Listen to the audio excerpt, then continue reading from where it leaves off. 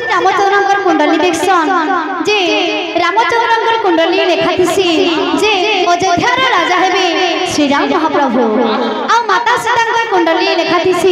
जदि अयोध्यार राजा श्री राम महाप्रभु हेबे ताहले माता सीता कुंडली रे विधवा जोगथिसी। तो ए कथा के नै करी जेते बेले सुआसारी बनरे कथा होतस सेते बेले माता कई कई से कथाटा के सुनिथिसन तो तांकर मने पड़सी से युद्ध टाइम रे दशरथ महाप्रभु माता कैकेयी को दुईटा वरदान दे बेले कहिथिसन। तो ई समय रे माता कैकेयी दुईटा वरदान मागिथिसन। गुटे वरदान मागिथिसन पहला जे अयोध्यार राजा हेबे भरत महाप्रभु और राम महाप्रभु जीवे 14 बरस तक वनवास केतटा से भितरे आधारे त्रेतया युग